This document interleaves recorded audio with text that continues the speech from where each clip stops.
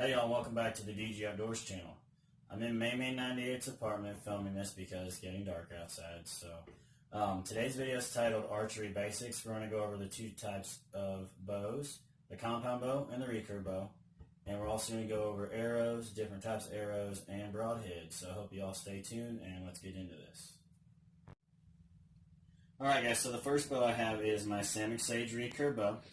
So on this bow, you have your takedown limbs, and these are 40-pound limbs, and it's called takedown because I can remove these limb bolts right here and actually take these limbs off and the string off and pack it down to make it easy to travel with. I've also got a arrow quiver, and I have string silencers and the string. I do have an arrow rest on here that is an adhesive arrow rest, but you can also shoot off the shelf of the bow right here, and it does have a spot for a stabilizer if you wish to use one. And this bow even comes to where you can actually put like a whisker biscuit or another arrow quiver on there, but like I said, I just have an Allen adhesive finger rest, I think is what this is called. But that's your basic lay down of the recurve bow. This is the riser portion right here. They're made out of like different pieces of laminate wood pressed together. And let's move on to the compound bow that I have. Alright guys, so this is a compound bow. It is made out of aluminum, and it's a little more mechanical than your recurve bow. So here we have what they call the bow riser, which is where you put your hand. Okay, we have bow limbs, which are completely adjustable by adjusting these Allen wrenches right here. You have what they call cams, okay, right here. So when you pull the string back, those move back and forth, okay. And these are also adjustable for your draw length. You have a stabilizer right here, which helps with vibration and also puts weight on the front of the bow so it cants to the front. You also have another set of vibration dampeners. Okay, I do not have string silencers on here right now, but this runs on a cable system. When you pull it back, this slides back and forth. I have a wrist sling on here, okay, that helps again, so you don't have to completely hold onto the bow. This has an arrow rest, and I can't exactly remember what this one is called, but it's a full containment rest. You have side pins that help you pick out the yardage, and there's a level for if you're having to shoot downhill to see if your bow's level. Also, this does have an arrow quiver. It holds 4 arrows, I believe, maybe 5. And there is a peep sight right here, which you look through to see your sight pins to get the right yardage. One thing I forgot to mention on the recurve bow is these limbs are set to 40 pounds. And you can take these off and put different limbs on here for different poundages. This can go from 25 pounds to 70 pounds, for example. Right now I have 40-pound limbs on here. So let's go on to arrows and different types of arrows and what they're made of and what the parts are called and stuff like that.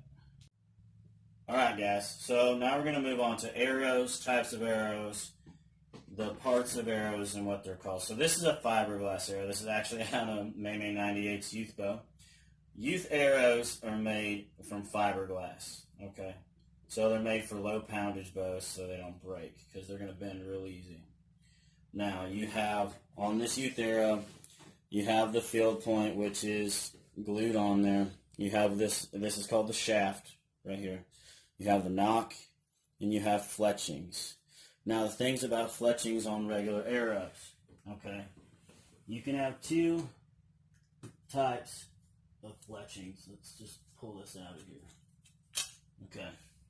You can have what they call feathers, and these are synthetic feathers, which are actually better to use on recurve bows, so you can shoot it off a bare shelf.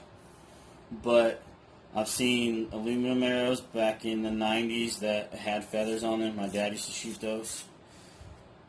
Or you have vanes, which are like this. They're plastic, and this is a carbon arrow. Same thing.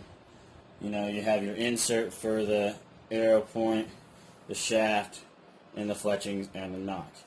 This is made out of carbon. It's a lot lighter than an aluminum arrow, and they also smaller diameter.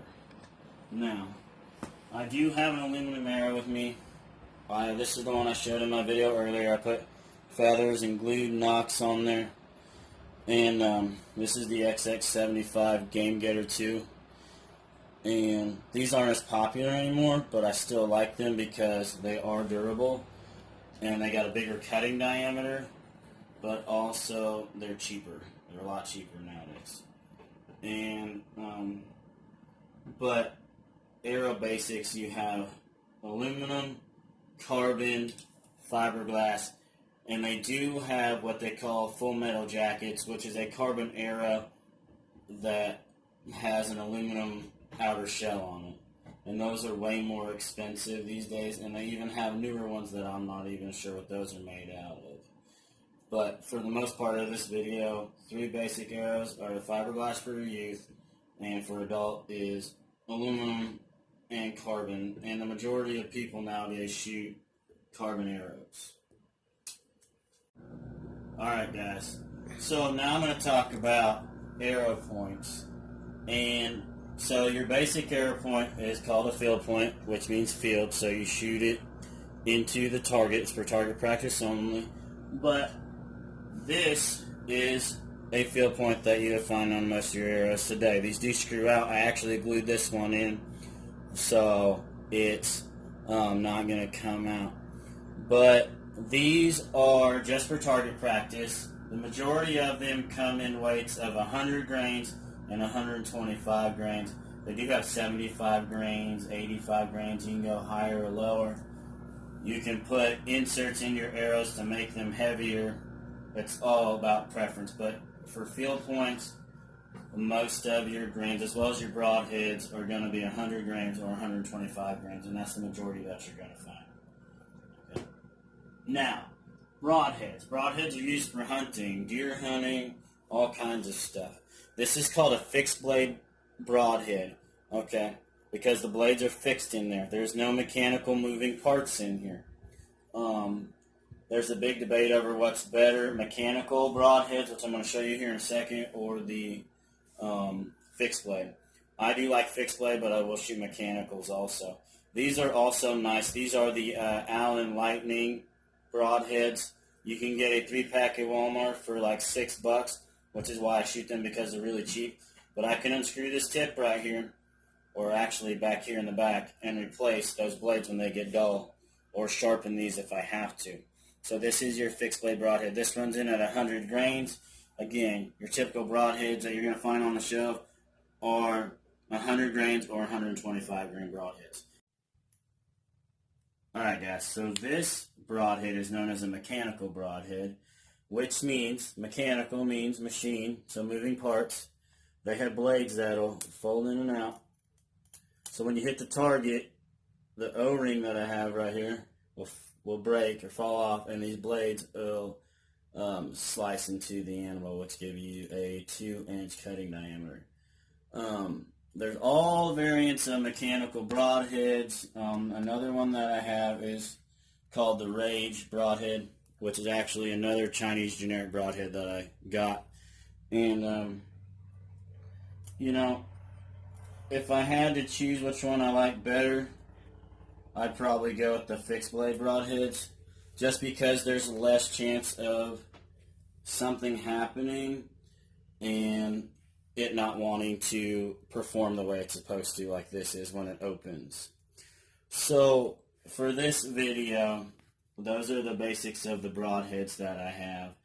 Like I said, most of them come in at 100 grains or 125 grains. With archery, everything is done by weight. And So I hope you all learned something on this video. I want to say thanks for watching. Jesus loves you, and I will see you guys on the next one.